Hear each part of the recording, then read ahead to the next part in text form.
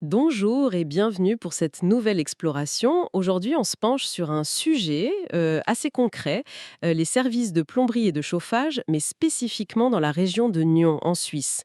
Et pour ça, on s'appuie sur un document, une sorte de brochure d'une entreprise locale, Hugo Dubois, qui décrit ce qu'elle propose.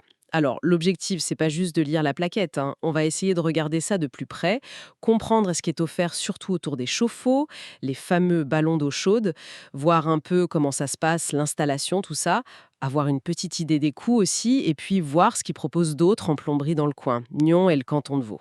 En gros, c'est pour qui pourrait avoir besoin de ce genre de service là-bas. Bon, alors allons-y, décortiquons un peu ce que cette entreprise met en avant. Qu'est-ce qui ressort en premier? Bah justement, ce qui saute aux yeux, c'est tout ce qui tourne autour des chauffe-eau, cumulus, ballons, peu importe comment on les appelle. Le document, il parle d'installation neuve, de rénovation. Réparation, entretien aussi? Oui, voilà, entretien et même dépannage en urgence. Et ça, à Nyon et dans tout le canton de Vaud, si j'ai bien compris. L'entreprise Hugo Dubois, donc, elle dit avoir une équipe expérimentée, viser la qualité, des prix justes et des solutions adaptées. Bon, le discours classique, on va dire. Oui, c'est assez standard comme promesse dans le métier. Mais il faut dire que la fiabilité de l'eau chaude, c'est tellement fondamental au quotidien. Du coup, la compétence technique, elle est vraiment primordiale. Une installation bien faite, c'est le confort, bien sûr. Mais c'est aussi la sécurité, faut pas l'oublier. Les risques électriques, les fuites. Et puis, l'efficacité énergétique. Un ballon qui est mal choisi ou mal installé, ben, ça peut vite coûter cher en énergie ou causer des soucis. Exactement. Et d'ailleurs, le document, il essaie un peu de rassurer là-dessus en détaillant leur processus d'installation. Apparemment, c'est en 4 étapes. La première, c'est la dépose de l'ancien appareil. En gros, vider le réservoir, couper l'eau et l'électricité de manière sécurisée, il précise, et puis enlever le vieux ballon sans rien abîmer autour. Ça a l'air simple dit comme ça, mais bon. Ah oui, mais attention, cette première étape, elle est plus technique qu'on ne le pense souvent.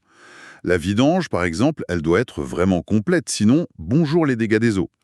Les coupures d'électricité, d'eau, faut bien vérifier que c'est fait correctement pour la sécurité de ceux qui interviennent. Et puis l'appareil en lui-même, c'est souvent lourd, encombrant. Faut le sortir sans abîmer les murs, le sol. C'est une phase où on voit déjà le soin, le professionnalisme, quoi. Logique, oui. Alors, deuxième étape qui décrivent, le raccordement. Les nouvelles canalisations et l'évacuation. Donc là, il s'agit de préparer les tuyaux d'arrivée d'eau froide, de sortie d'eau chaude, les connecter au nouveau ballon, et puis s'assurer que le groupe de sécurité et l'évacuation sont bien mis en place. Et là, ils insistent sur un point, tout serait fait conformément aux normes en vigueur dans le canton de Vaud et en Suisse romande. C'est un argument qui revient. Et c'est un argument qui a du poids, effectivement. Le fait de souligner la conformité aux normes locales suisses, et spécifiquement celles du canton de Vaud, ce n'est pas juste pour faire joli. Ces normes, comme celles de la SSIG par exemple, elles sont très précises sur les matériaux, les types de raccords, les dispositifs de sécurité obligatoires comme le groupe de sécurité. Le fait de le mentionner comme ça explicitement, ça suggère qu'ils connaissent bien ces règles. Pour le client, finalement, c'est une sorte de garantie que l'installation sera sûre et puis reconnue conforme si jamais il y a un contrôle ou pour la revente de la maison. C'est important en Suisse, ce respect de la réglementation. D'accord, je vois. Donc c'est pas juste du marketing, ça a une vraie signification. Troisième étape, le raccordement électrique. Bon, ça c'est pour les chauffe-eau électriques évidemment. Les techniciens connectent l'appareil, ils vérifient que le branchement correspond bien à la puissance du nouveau ballon, puis ils font des tests, la mise en service. Et détail intéressant, le document ajoute qu'il y aurait une formation de l'utilisateur. Ça m'interpelle un peu, c'est bien ça. Ah oui, ça c'est un point intéressant. Et ça mérite d'être souligné parce que c'est pas si fréquent. Souvent, on vous laisse le manuel et puis, bon, on sait ce qu'il en advient. Prendre quelques minutes pour expliquer comment ça marche, comment régler la température, ça c'est clé pour la conso et aussi pour éviter les problèmes de légionellose. Comment lire les voyants ou quoi faire s'il y a un petit souci, bah, c'est un vrai plus.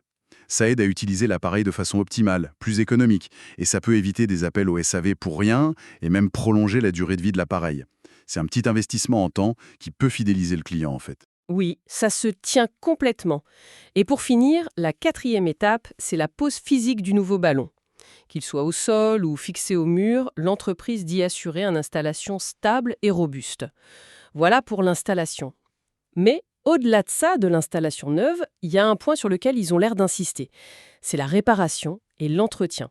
Le document dit qu'ils préfèrent réparer plutôt que remplacer systématiquement, pour éviter le gaspillage, prolonger la vie des appareils. Il parle aussi de sensibiliser à l'entretien préventif. Tiens, ça, c'est un discours qu'on entend peut-être un peu moins d'habitude dans ce secteur, non? C'est une posture intéressante, oui. C'est vrai que dans un monde où on parle beaucoup d'obsolescence, afficher une préférence pour la réparation, ça peut plaire. Ça plaît à une clientèle qui est sensible aux questions d'environnement et d'économie aussi, bien sûr. Après, concrètement, ça veut dire quoi? Ça veut dire qu'il faut avoir des techniciens qui savent bien diagnostiquer les pannes et puis avoir accès aux pièces détachées. Pour le client, si la réparation coûte moins cher qu'un remplacement, c'est gagnant. Mais il faut rester réaliste, hein. Un appareil très vieux ou une grosse panne, parfois, la seule solution raisonnable, ça reste le remplacement, ne serait-ce que pour l'efficacité énergétique des nouveaux modèles. Quant à l'entretien préventif, le détartrage, vérifier l'anode, le groupe de sécurité, ça c'est clair, c'est la meilleure façon d'éviter les pannes brutales qui coûtent cher et de garder un bon fonctionnement. Un peu plus largement maintenant. Cette entreprise, Hugo Dubois, elle ne fait pas que les chauffe-eau. Le document liste pas mal d'autres services à Nyon. Bon, évidemment, l'installation générale de chauffe-eau, électrique ou même à gaz. Ça suppose une compétence en plus, le gaz, mais il y a aussi le remplacement de WC. Et là, le document est étonnamment précis. Il cite des zones d'intervention, les bords du lac Léman, le quartier de la Redoute, près du château de Nyon, et il mentionne différents types de WC suspendus, compacts, sur pied et même des modèles rehaussés. C'est peut-être pour l'accessibilité, ça. Oui, tout à fait. La mention des WC suspendus, compacts, rehaussés, ça montre qu'ils s'adaptent aux différentes demandes. Les suspendus, c'est plus esthétique, ça nettoie mieux. Les compacts, c'est pour les petits espaces. Les rehaussés, oui, c'est pour répondre à des besoins d'accessibilité, pour les personnes âgées ou à mobilité réduite. Et la précision géographique, jusqu'au quartier de Nyon, ça renforce cette image d'acteur local bien implanté, qui connaît son terrain. Ça suggère qu'ils peuvent intervenir dans des contextes variés, appartements récents, maisons plus anciennes près du lac, ou même des bâtiments historiques près du château où il peut y avoir des contraintes. D'accord. Il propose aussi l'installation de machines à laver, linge ou vaisselle, avec un petit service en plus qui est mentionné, le débarras de l'ancien appareil. C'est un détail, mais souvent c'est bien pratique. Ah oui, ça c'est un service complémentaire assez logique pour un plombier.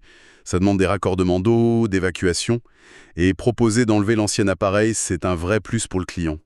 Ça évite de devoir gérer soi-même l'évacuation d'un truc lourd et encombrant à la déchetterie.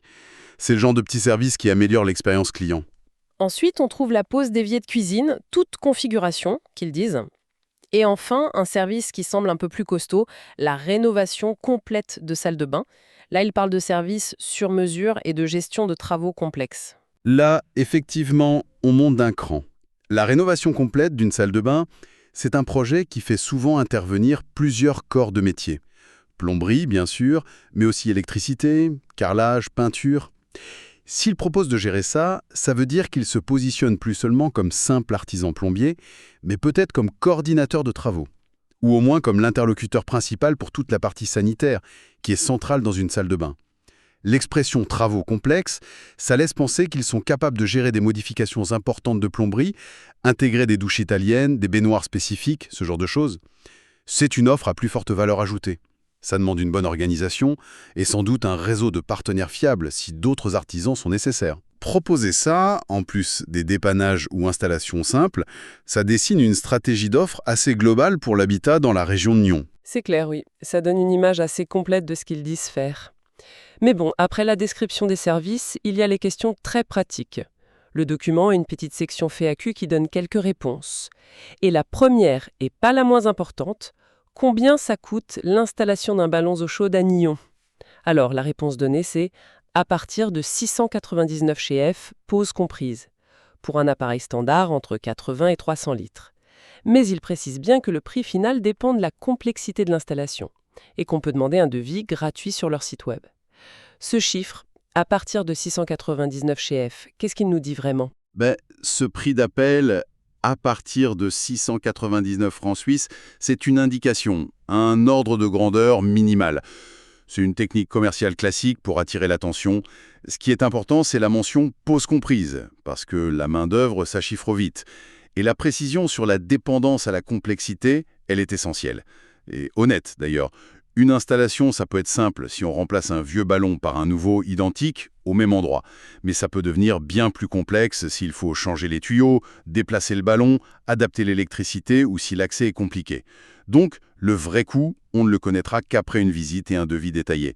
Ce 699 francs suisses, c'est surtout un indicateur de départ, probablement pour le cas le plus simple possible. Par contre, la proposition de devis gratuit, ça c'est indispensable et c'est normal. Très clair. Autre question de la FAQ, comment choisir la bonne taille, la bonne capacité pour son ballon eau? Le document donne une estimation 50 à 80 litres par adulte pour une consommation standard, mais surtout, il met en avant le conseil personnalisé qu'il propose pour ajuster la taille aux vrais besoins du foyer, le nombre de personnes, les habitudes, le type de chauffage. Oui, et c'est l'approche la plus sensée. L'estimation en 50-80 L par personne, c'est une règle un peu générale, assez connue, mais ça reste très indicatif. Les besoins peuvent varier énormément. Est-ce qu'on prend des bains, des douches? Combien de temps sous la douche? Est-ce qu'on utilise plusieurs points d'eau chaude en même temps? Un ballon trop petit, c'est la douche froide garantie à un moment ou à un autre. Mais un ballon trop grand, c'est de l'énergie dépensée pour rien, à chauffer de l'eau qui ne sert pas. Donc le conseil personnalisé, s'il est basé sur une vraie écoute des habitudes de la famille, oui, c'est essentiel, pour optimiser le confort et la facture d'énergie. C'est là que l'expertise de l'installateur fait la différence. Mhm. La FAQ parle aussi d'une technologie plus récente, les ballons thermodynamiques. L'entreprise confirme qu'elle installe et met en service ce type d'appareil. Juste pour rappel, c'est quoi la différence principale? Alors, pour faire simple, le chauffe-eau thermodynamique, c'est un peu comme une pompe à chaleur, mais appliquée à l'eau chaude sanitaire. Il utilise une pompe à chaleur pour capter les calories qui sont présentes dans l'air ambiant, ça peut être l'air d'une buanderie, d'un garage, ou même l'air extérieur. Et il utilise cette chaleur pour chauffer l'eau du ballon. Le gros avantage, c'est qu'il consomme beaucoup moins d'électricité qu'un chauffe-eau électrique classique, souvent 3 à 4 fois moins. C'est donc une option très intéressante pour réduire sa facture d'électricité et son impact carbone. Merci pour la précision. Donc, le fait que cette entreprise propose cette technologie et qu'elle aide à choisir le modèle, ça montre qu'elle essaye de rester à la page en quelque sorte. Oui, on peut le voir comme ça, c'est un signe positif. Proposer du thermodynamique, ça indique que l'entreprise suit les évolutions technologiques qui visent une meilleure efficacité énergétique. Ça demande des compétences spécifiques pour l'installation, hein. Il faut gérer les flux d'air, les raccordements sont un peu particuliers. Et puis pour le conseil aussi, où le placer, est-ce que c'est rentable dans ce cas précis? Offrir cette option, ça élargit leur palette de solutions. Et ça répond à une demande qui est croissante pour des équipements plus écologiques et économiques à long terme, même si l'investissement au départ est plus important. D'accord. Et dernière info pratique de cette FAQ, la zone d'intervention. Le document confirme qu'il couvre le canton de Vaud, en citant Nyon, Morges, Rolle, la Côte, et il détaille même les quartiers de Nyon où ils vont. La Redoute, la Levrate, la Villa, le Stand, les Plantases, le Reposoir, près de Loie. C'est assez précis, là encore. Oui, et cette précision géographique, c'est un bon indicateur de leur stratégie. Pour une entreprise de ce type, délimiter clairement sa zone d'intervention, c'est clé. Pour la logistique, pour maîtriser les temps de trajet, donc les coûts, et aussi pour être réactif, surtout pour les dépannages urgents. Le fait de lister les quartiers de Nyon, ça montre une connaissance fine du terrain local. Ça permet aux habitants de savoir tout de suite s'ils sont dans la zone couverte. Pour une PME, se concentrer sur une zone géographique qu'on maîtrise bien, c'est souvent un gage de meilleur service. Bien. Alors, si on essaie de résumer un peu ce qu'on a retiré de ce document promotionnel. On a une entreprise, Hugo Dubois, qui se présente comme un spécialiste du chauffe-eau à Nyon et dans le canton de Vaud. Elle détaille son processus d'installation, elle met en avant une approche axée sur la réparation et l'entretien, mais son offre va bien au-delà. Elle couvre pas mal de services de plomberie, du remplacement de WC jusqu'à la rénovation complète de salles de bain. Et puis on a quelques infos pratiques importantes, un prix d'appel pour l'installation de ballons, l'accent mis sur le conseil personnalisé, l'ouverture aux technologies comme le thermodynamique et une zone d'intervention bien définie. C'est à peu près ça, hein? Oui, c'est un bon résumé. Ce qui ressort globalement, c'est l'image d'un prestataire local qui essaye de couvrir l'essentiel des besoins en plomberie et chauffage des gens de la région de Nyon. Il insiste sur des gages de qualité, comme la conformité aux normes locales et normes vaudoises, et le conseil. Le fait de proposer une gamme de services assez large, du petit dépannage au projet de rénovation plus complexe, ça peut être un atout pour un client qui cherche un seul interlocuteur fiable sur la durée. Et la connaissance qu'ils affirment avoir des spécificités locales, que ce soit les normes ou la géographie, c'est aussi un point qui peut être rassurant. Et pour finir, peut-être une petite piste de réflexion qui découle de tout ça, des éléments mentionnés dans ce document. On a vu qu'il propose différents types de chauffe-eau. électrique classique, à gaz, thermodynamique. Ils insistent aussi sur l'entretien régulier. Alors, la question qu'on pourrait se poser pour un foyer à Nyon ou ailleurs dans la région, c'est comment est-ce que ces choix, le type de technologie de chauffe-eau qu'on choisit au départ et puis l'engagement qu'on prend ou pas dans un entretien régulier, comment tout ça interagit sur le long terme? Comment ça influence non seulement la facture d'énergie, mais aussi l'impact environnemental global de son logement? C'est une réflexion qui va un peu au-delà de la simple installation, ça touche à la gestion plus durable de son chez-soi en fait.